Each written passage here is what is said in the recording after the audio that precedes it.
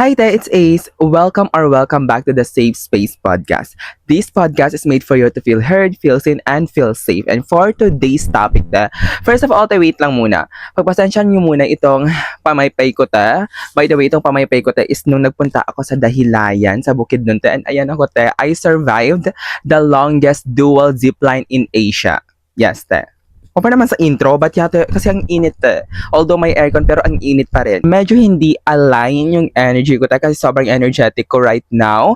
And for today's episode, let's talk about avoidant attachment because I'm someone who used to be or still healing from avoidant attachment, from my avoidant attachment. And I know na anday mga tao makaka-relate sa topic na to kasi it's been all over the place. Sobrang trending ng avoidant attachment, may avoidant ako. Pero alam mo ba talaga kung ano yung meaning ng avoidant attachment? And I'm not saying that I figure out everything. But for today's episode, let's tackle how I handle my own avoidant attachment. First things first, what is avoidant attachment? So, you can Google it Andiyan ang Google. Pwede mo i-Google kung ano yung exact meaning niyan Pero, based on my research and my own understanding and perspective about the topic, avoidant attachment is a form of attachment style. So, attachment style means kung paano ka makikipaghalubilo sa ibang tao, how you act and react sa isang relationship or friendship, especially how you perceive yourself. Kung paano mo hinahandle yung interaction mo sa ibang tao and sa sarili mo. It's like intrapersonal and interpersonal relationship with other people and yourself. From the word itself, the avoidant attachment. It means mahilig kang mang-ghost, mahilig kang mapag-isa. You protect your energy to the point na parang sinasabotage mo na yung sarili mo sa mga experiences. Yung akala mo self-love, yung akala mo solitude, yung akala mo independent ka pero not knowing na you are sabotaging yourself from potential healthy relationship. And the main cause of this avoidant attachment is because of trauma, because of your past experiences. For example na lang in my case, I think my avoidant attachment style started when my father passed away last 2022. I have this deep knowing na once na mawala yung papa ko, ako na talaga yung mag-handle ng family namin. Magiging father figure na talaga ako, magiging breadwinner na ako kasi I just feel like I have to do it. You know what I mean? Although andyan pa yung mama ko pero I feel like I need to do it. I have to do it kasi kailangan. Ay parang hindi ko kayang tingnan yung situation na meron kami na parang still pa rin mag-act as what I used to be, knowing na nag-change na yung experience. So, naghanap ako ng work and I sacrificed a lot of my social life actually. Like, I've let go a lot of friends. So, parang nasa hustle era talaga ako like grind kasi need kong pag-aralin yung mga kapatid ko and everything. Like, lahat ng mga gusto ko mga luho and everything nice Since I have the responsibility na parang inako ko na ako na yung magiging father figure, parang hindi na ako nagsisik ng help from other people. I feel like parang kaya ko na lahat. I feel like since may proof ako na kinaya ko lahat ng mga pain and struggles na na-experience ko na I thought hindi ko kakayanin, hindi na ako nagre-rely sa ibang tao. Hindi na ako umaasa sa ibang tao.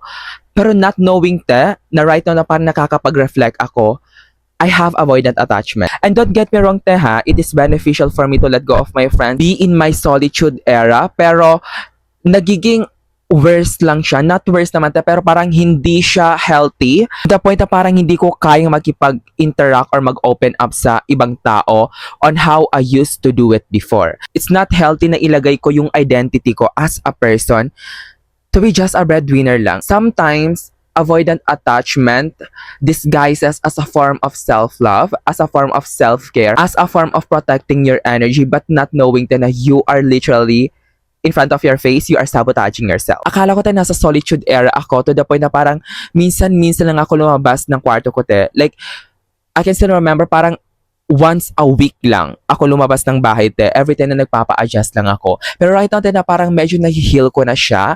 I'm starting to have my life back. Now, I know how to balance it. To balance my social life and to also experience life and not entangle my whole identity by being just a breadwinner. In your case ask yourself, ano ba yung trauma? Ano yung experience na nag-trigger sa'yo or nag-cause sa'yo kung bakit ka nagkaroon ng avoidant attachment? Maybe meron kang mga ex or mga friends na parang because of this traumatic experience, maybe nag-cheat sila sa'yo, maybe binitray ka nila, te. So, because of that experience, naka-record na yun sa utak mo na if ever na i-open mo ulit yung sarili mo from potential partner, from potential friendship or relationship, is magfe-feel naman ulit. Like, mauulit kung ano yung na-experience mo before. And as what I've said earlier, Ted, that experience disguises as a form of protecting yourself. You need to realize then na your past doesn't define you. Your past doesn't define your future. Your past doesn't define your present.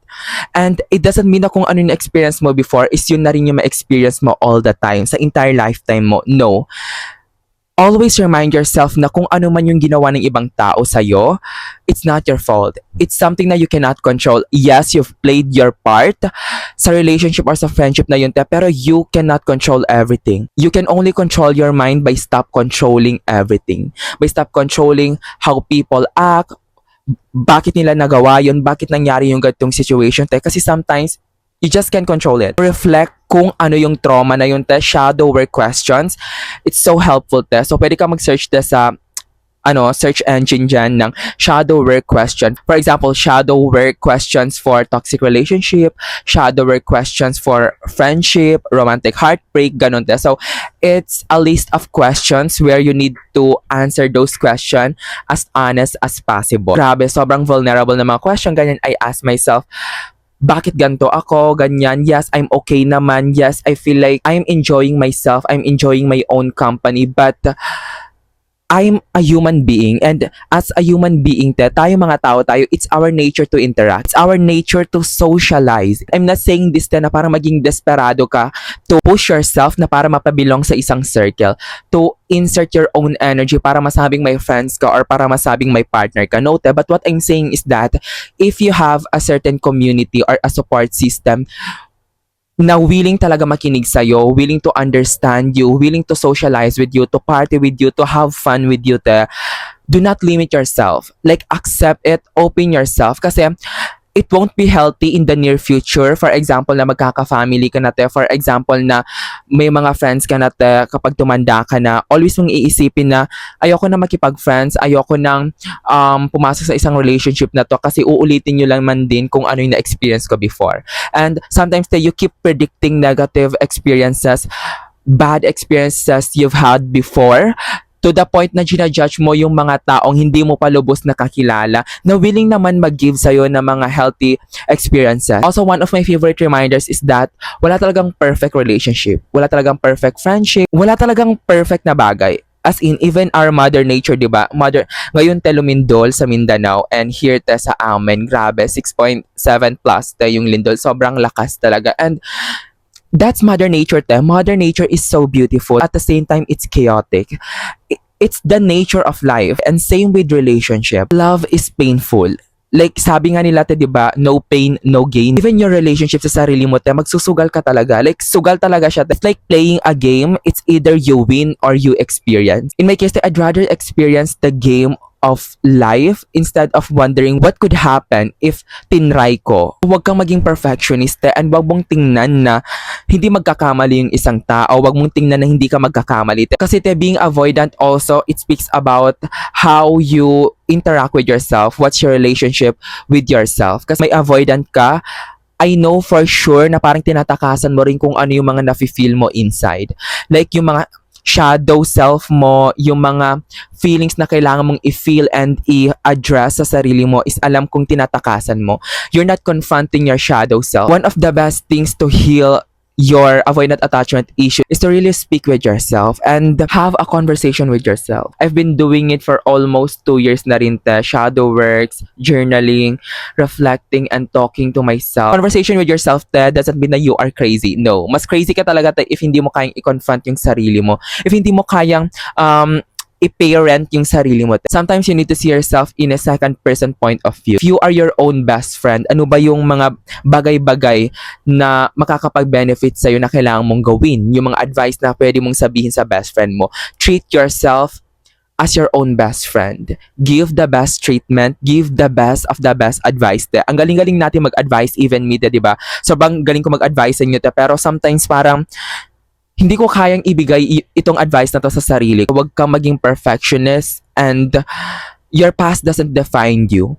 Stop predicting things to happen in a bad way kasi yun talaga yung maa-attract mo, te.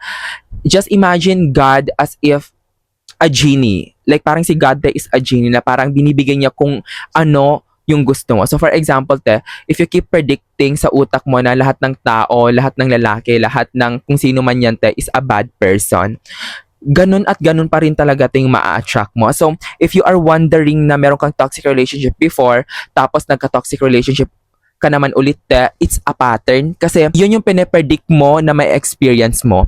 It's not even trying new experience, but tapos na yung experience kasi pinredict mo na sa utak mo na ganun yung mangyayari. You're not giving life a chance to prove it to you na it could work, na you are deserving of love, na you are deserving of healthy relationship. Let's dive on this step by step and ways on currently how I'm handling my own avoidant attachment issues. So first talaga, you need to confront yourself. Like as in the confront yourself, confront yourself, confront yourself. There's no other way, te. If hindi mo kaya, te, magpa-therapy ka.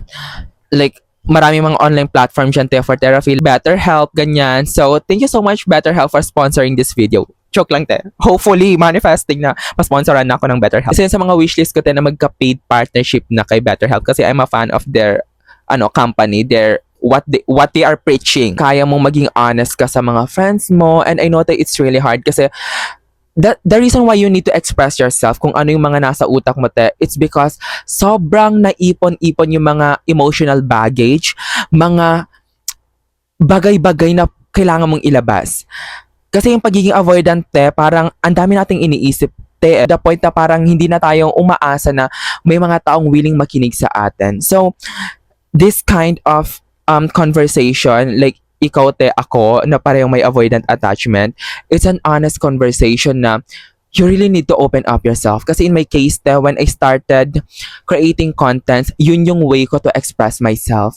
And little did I know, te, na may mga taong makaka-relate talaga sa mga contents ko and mga bagay-bagay na pinagdaraanan ko, di ba? So, create something out of nothing.